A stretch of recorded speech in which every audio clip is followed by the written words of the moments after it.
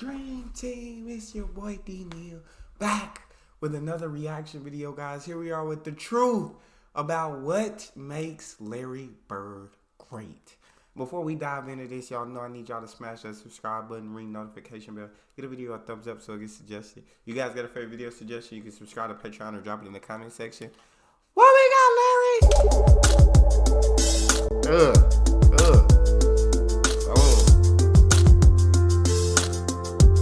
Generational players. Got him. Bang. Larry Joe Bird, recognized by many as one of the top 10 greatest players of NBA history. But many fail to realize just how strong his GOAT argument actually is. Larry, alongside of Magic Johnson, saved the NBA and helped bring the league to new levels of popularity throughout the 1980s. Throughout Bird's illustrious career, he won 3 NBA championships, received 12 All-Star selections, made 10 All-NBA teams, won 3 MVP awards, and won 2 Finals MVP awards. Larry was also one of the most clutch players in NBA history. He had numerous game-winning shots in both regular season and the playoffs, and he was known for making the big play when his team needed it most, whether on offense or defense. That's crazy. As many of you already know, Bird was an all-time great three-point shooter and just a great shooter in general. He shot 37.6% from three-point range during his career, and he won the three-point shooting contest 3 consecutive years, with Craig Hodges being the only other player to win the contest that many times. Bird was a great all-around scorer and shooter when it came to efficiency, but in his prime, he was unmatched. He was the first player in NBA history to make the illustrious 50-40-90 club. To make the 50-40-90 club, a player must shoot an average of 50% from the field, 40% from three-point range, and 90% from the free throw line over an entire NBA season. In all of NBA history, only 8 players have averaged 50, 40, and 90 over a season, and of those 8 players, only Larry Bird and Steve Nash have done it multiple times. What makes Bird stand alone from Nash, though, was the fact that— I don't know why I thought Steph did it multiple times. Maybe after this video he had, maybe he hasn't. Shoot. That's crazy. Yeah, Larry's Larry's legendary. You hear everything he's talking about. Larry's that guy. Don't put no disrespect on the name of Larry Legend. Have done it multiple times. What makes Bird stand alone from Nash, though, was the fact that Bird was a scorer and a high-volume shooter. Bird shot an average of nearly twice as many shots and free throws as Steve Nash per game. Bird was a volume shooter who had multiple 50-40-90 seasons, so from that perspective, you could argue that Bird was the most overall efficient scorer in NBA history. Bird was far more than just a scorer and a shooter, though. He was one of the greatest, if not the greatest, all-around player in NBA history. Over his career— That's gonna have to be LeBron, bud. I'm sorry, Johnny, that's gonna have to be LeBron, bud. If not the greatest, all-around player in NBA history. Over his career, Bird efficiently averaged 24.3 points per game, 10 rebounds per game, and 6.3 assists per game. Very nice. Larry was arguably the greatest passing forward of all time. His court vision, high basketball IQ, and team play was off the charts. This aspect of his game is sometimes overlooked because of the reality that he played in the same era as Magic Johnson, the face of Showtime and arguably the greatest passer of all time. Bird wasn't quite on Magic's level in terms of vision and passing, but as far as 6'9" small forwards go, Larry was as close to Magic's passing skills as it gets. Along with his overlooked passing is his rebounding. People forget he was a 6'9" player who knew how to use his body. As I mentioned earlier, Larry averaged a whopping 10 rebounds per game over the course of his career. That's crazy. He wasn't just a solid rebounder, he was one of the all-time greats at it. Bird has the 49th highest career rebounds per game average in NBA history. Most of the players on that list are either power forwards or centers, though, which Larry was not. He played primarily as a small forward. Among primary small forwards, Larry has the 3rd greatest rebound per game average in NBA history. These are one of those stats that testify to the hustle and heart that he played with each and every night of his career. He was also an underrated defender. Larry played with heart and effort on both sides of the basketball every game. He wasn't the greatest shot blocker, but he did average more blocks per game over his career than LeBron James has. Larry also averaged a high 1.7 steals per game over his career. He was tenacious, he was scrappy, and he was a quality on-ball defender. He also made 3 all-defense teams in his... I think he played very great help as well. You know what I'm saying? I feel like he read plays before they happened. Very high IQ, very high knowledge of the game, very high understanding. I agree with that. And he was a quality on-ball defender. He also made 3 all-defense teams in his career.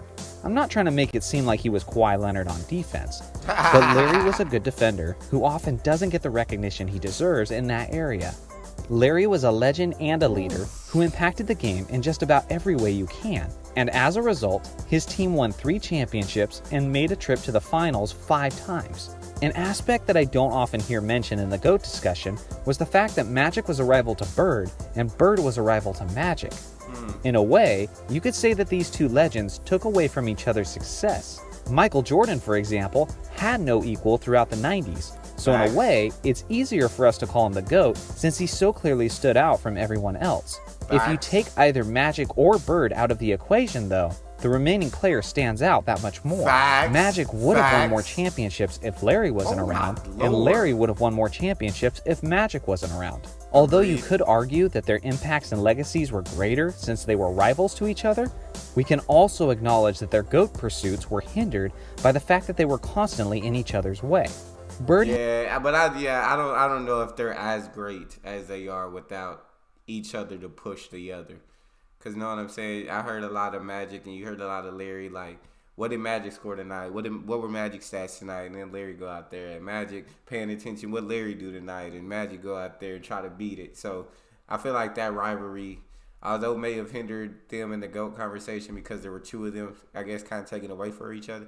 It also helped them because there was 2 of them pushing each other, and iron sharpens iron. Their GOAT pursuits were hindered by the fact that they were constantly in each other's way. Bird had many obstacles and challenges, but he didn't let that stop him from putting together an impressive, all-around GOAT-worthy career. But with all of that being said, there is one aspect of Bird's career that is more legendary, more jaw-dropping, and more GOAT-worthy than any other aspect of his remarkable career. In the year 1985, Bird was at home with his mother and was wanting to help her build her new driveway. While Bird was out there shoveling gravel for his mom, something happened that would change the rest of his career. Bird brutally injured his back, which would then be an ongoing battle with pain and spasms for the rest of his career.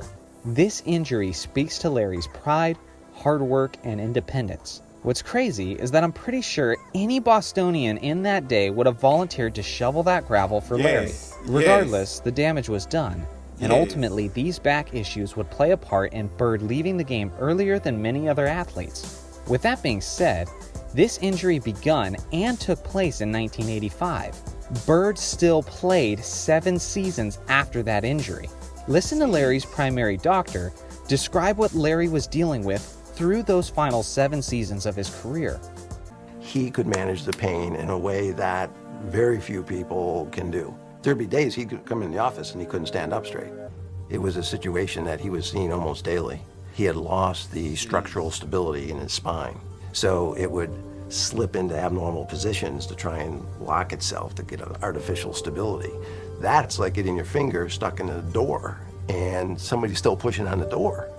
So what we had to do was unlock his spine, realign it, do techniques that would hold that for 4 hours, 6 hours, that type of thing, and then he'd go play basketball. Bro, that's crazy. His pain in his quest for basketball became all-encompassing. Very few people really knew what Larry was living with. So let me get this. To play through that is absolutely insane, bro. Absolutely one of the toughest guys to ever pick up a basketball. People really knew what Larry was living with. So let me get this straight. When Larry had won his championship and finals MVP in 1986, this is what he was going through? In 87 and 88, when Larry had back-to-back 50, 40, 90 seasons while averaging nearly 30 points per game, this was the back issues he pushed through? When Larry won the League MVP award in 1986, which was his 3rd MVP in a row, which he is the only player to ever accomplish since the NBA's merger, this is what he overcame to get it done? That is beyond legendary. It's utterly ridiculous. You do Facts. realize that Larry only played 5 healthy seasons in his career before he received what many people would consider a career-ending injury, and then spent more than half of his career dealing with the pain and structural damage, and yet he still managed to put together a GOAT-worthy resume. No other NBA legend has anything close to that kind of claim. Say what you want about Larry Bird, but the reality is, he's likely the toughest and baddest dude the NBA has ever seen. This is why Larry Legend is the greatest player of all time. I can't give him that, but he's definitely one of the best that the game has ever seen. And if you want to say toughest, I'll say he can be the toughest. I could consider him the toughest that the game has ever seen. I mean, he's absolutely legendary. That's why he is who he is.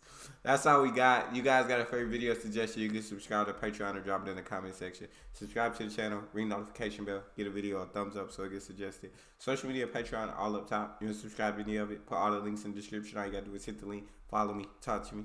Love talking to you guys. You guys are the most incredible team on YouTube. It's your boy D Neal. Out.